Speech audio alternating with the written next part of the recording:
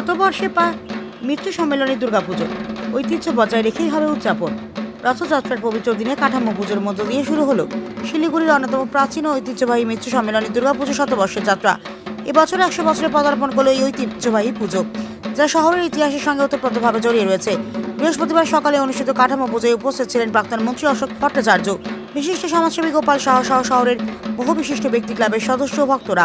শতবর্ষের সূচনায় সকলে এই ঐতিহ্যবাহী পুজোর দীর্ঘ পথ চলাকে অভিনন্দন জানান। মৃত্যু সম্মেলনের সাধারণ সম্পাদক সৌরভ ভট্টাচার্য জানান, শতবর্ষে পৌঁছে তারা থিম পুজোর পথে হাঁটছেন না।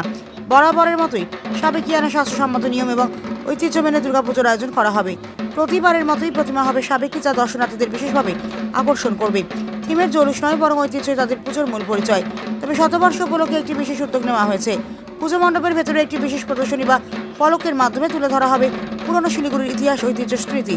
অতীতের শিলিগুড়ি কেমন ছিল, শহরের বিবর্তনের নানা দিক এবং কিছু ঐতিহাসিক বিষয়বস্তু সেখানে স্থান পাবে, যাতে নতুন প্রজন্ম শহরের ঐতিহ্য সম্পর্কে জানতে পারে। শতবর্ষের এই বিশেষ আয়োজনকে ঘিরে ইতিমধ্যেই উৎসবের আবহ তৈরি হয়েছে।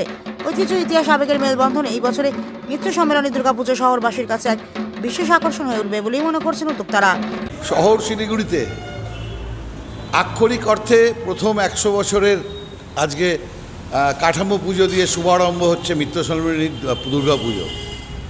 এটা আমরা আগেই ডিসিশন নিয়েছিলাম আমাদের ক্লাবের সর্বসম্মতক্রমে যে আমরা চাইছি এটা এবছরের 100 বছরের পুজো, যেহেতু শিলিগুড়ি আগে সেইভাবে ধুমধামভাবে কোনো পুজো করতে পারেনি, আমরা প্রথম করছি এবং এর পরে যে পুজো হবে সেটার বয়স অনেক কম। তাই শহর শিলিগুড়ির প্রত্যেকটা মানুষকে আমরা মৃত্যু সম্মেলনী 100 বছরের পুজোতে সামিল হতে অনুরোধ করছি।